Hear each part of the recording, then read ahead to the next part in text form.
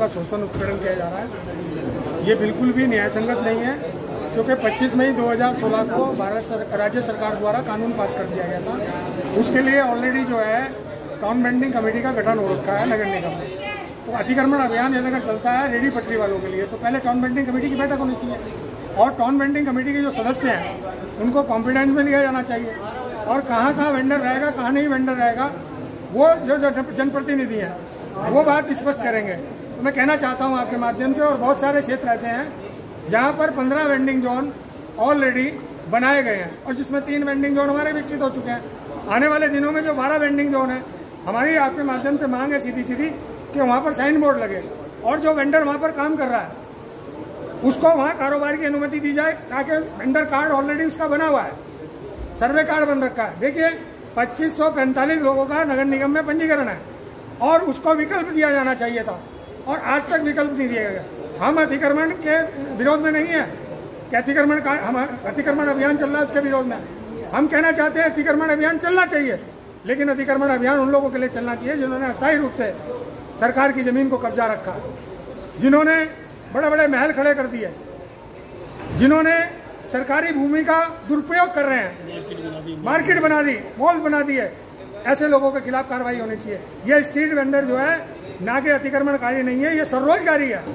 भारत के यशस्वी प्रधानमंत्री कोरोना काल में क्या लगातार जब स्ट्रीट वेंडर का कार्यक्रम होता है वो अपने वक्तव्य में कहते हैं कि रेडी पटरी का जो स्ट्रीट वेंडर है वो अर्थव्यवस्था की रीढ़ है।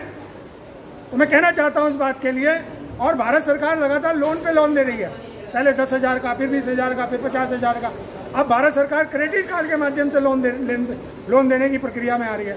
तो एक तरफ तो राज्य सरकार, भारत सरकार में लोन दे रही है, दूसरी तरफ हमें अतिक्रमणकारी कहा जा रहा है। तो मैं कहना चाहता हूं कि भारत सरकार ऑलरेडी इसे परिभाषित कर चुकी है, और जब परिभाषित कर चुकी है तो ये अतिक्रमणकारी नहीं है, ये स्वरोजगारी है, ये लघु व्यापारी हैं। इनसे वार्ता की जाए। अगर कहीं पर किसी प्रकार की अगर लगता है कि यातायात बाधित हो रहा है या क्राउड आ जाएगा, तो पहले इनको विकल्प दिया जाए, उसके बाद फिर अतिक्रमण वहां से हटाया जाए।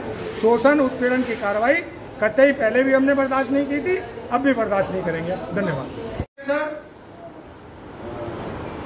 1 मई 2014 को भारत सरकार द्वारा आपके लिए कानून बनाया गया। अपने परिवार के साथ जा रहे थे, नदी में पानी आ गया।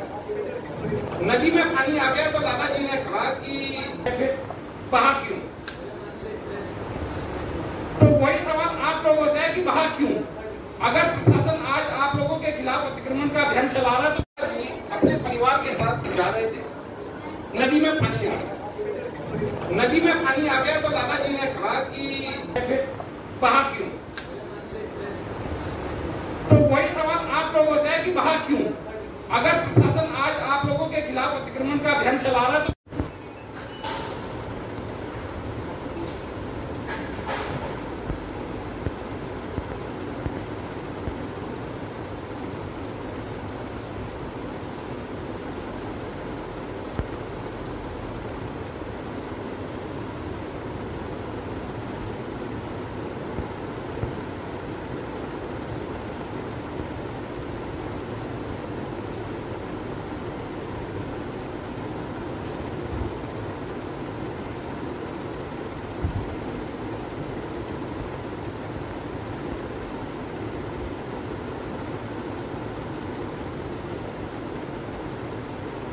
ओम शांति शांति शांति।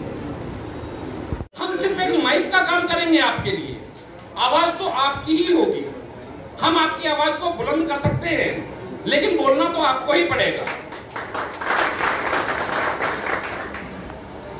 इसलिए आप ये मत सोचिए। अब संख्या देखिए यहाँ कितनी। मैंने दादाजी का उदाहरण क्यों दिया कि 30 फीट की हाइट हो रही थी, पानी 6 फीट था, तो संख्या तो अधिक थी ना उनके पास, लेकिन एक एक करके गए तो बह गए। अगर आप लोगों में फूट रहेगी तो क्या होगा? प्रशासन